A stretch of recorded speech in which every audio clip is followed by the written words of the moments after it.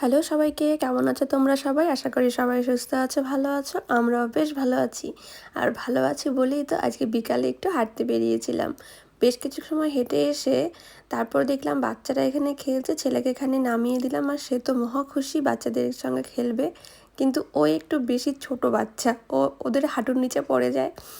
ও মেয়েগুলো এখানে বল খেলছিল আর এর আগের ব্যাচে খেলে গিয়েছে ছেলেরা বাড়ি চলে গিয়েছে। ওদেরকে বললাম একটু হাই করতে, ওদের সঙ্গে ছেলে একটু হাই করলো। তো ওদের এখন খেলা শেষ, এবার মেয়েরা খেলতে এসেছে। তো ওরা জোরে জোরে দৌড়াচ্ছে, বল নিয়ে খেলছে। ছেলে এখনও অতটা বুঝে পারে না খেলাটা। ওকে আমি হাঁটতেই বেরিয়েছিলাম, ওকে স্টলারে নিয়ে ঘুরে এসেছি আমাদের বিল্ডিংয়ের আশেপাশে রাস্তায় দিয়ে। তো তারপরে এখানে নামিয়ে দেওয়ার পরে ও একটু ওদের সঙ্গে ঘুরলো, খেললো। এবার চলে এসেছে আমার কাছে আর শুধু ছুটে ছুটে রাস্তায় চলে যায়। ওর এটাই সমস্যা, ওকে নিয়ে আমি যে হাঁটতে বেরোই ও শুধু শুধু ছুটে ছুটে রাস্তার দিকে বেরিয়ে যায়। এর জন্যই ওকে আমি স্ট্রলারে নিয়ে ঘুরি, আমি হাঁটি ও বসে থাকে, নাহলে তো ওকে একা সামলানোই মুশকিল। তো যাই হোক, এখানে আমরা ওকে নিয়ে হাঁটছি, ও খেলছে, এদিক ওদিক করছে। আসলে ছেলে এখন যেহেতু একটু বড় হচ্ছে, ওকে বাইরের এনভায়রনমেন্টটাও তো একটু দেখানো দরকার, নাহলে ও সারাক্ষণ ঘরে থাকে। ও অনেক বোর হয়ে যায়, অনেক সময় অনেক ফ্রাস্ট্রেটেড হয়ে যায়। বাবা যখন রাতে বাড়ি ফিরে বাবাকে জড়িয়ে খুব কান্নাকাটি করে, শুধু বাইরের দিকে দেখায় আঙুল দিয়ে বাইরে যাবে।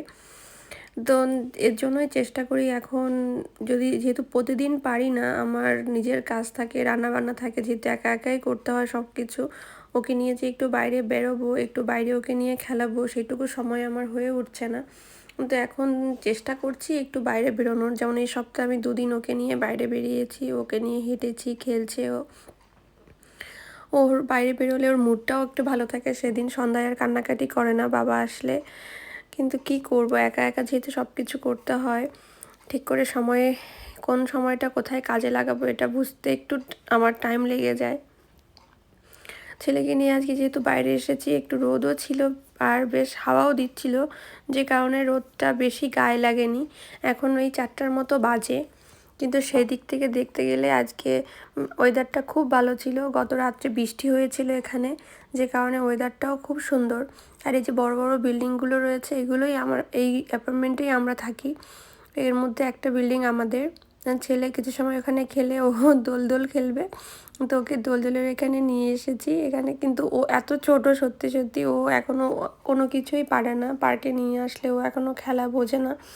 তো ওকে দোলে কিছু সময় বসালাম আর ও একটুখানি খেললো, কিন্তু এখনও দোলনাটা দিয়ে ও নিজে না বসে দোল দিচ্ছে দোলনাটাতে, আর বলছে দোল দোল দোল দোল।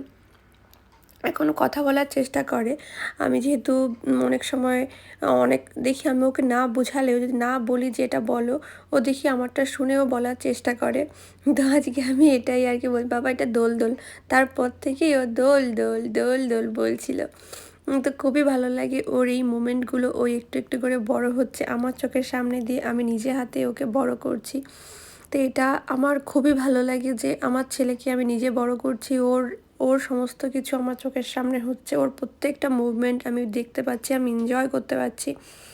তো বাড়ির হয়তো সবাই থাকলে নিজের একটু কষ্টটা কম হয়, কিন্তু এই মোমেন্টগুলোকে মিস করতাম ও যখন বড় হয়ে যেত।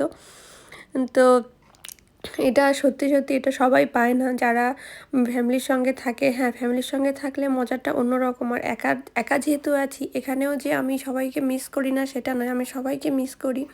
যখন অনেক কষ্ট হয়ে যায় তখন মনে হয় যদি কেউ একজন থাকতো আমার সাপোর্টে, তাহলে অনেকটা ইজি হয়ে যেত।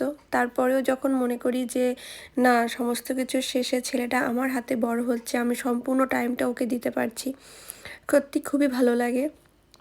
তো বেশ কিছু সময় আমরা ওখানে খেলে ঘুরে ফিরে, এখন তো বাড়ি যাওয়ার সময়, ঘরে ওঠার সময়, কিন্তু ছেলে দেখো উঠবেই না, সে পার্কিংয়ে ঘুরবে। আর এত দুষ্টু ছেলে, দেখো কি করে চলে এই বাম্পারগুলোর মধ্যে দুই সাইডে পা দিয়ে। ওকে কিন্তু আমি শিখিয়েও নি, দেখাইও নি, ও নিজে নিজে এরকম করছে। তো ভাবলাম একটু ভিডিওটা ক্যাপচার করে তোমাদের সঙ্গে শেয়ার করি। আর তো খুব মজা লাগছিল ও এরকম করছে। আর ওর তো তোমরা সবাই জানো, ওর গাড়ি ফেভারিট। ও একটা গাড়ি দেখলেই সেখানে দাঁড়িয়ে পড়বে আর কার কার বলবে। দেখানো ঠিক তাই হয়েছে।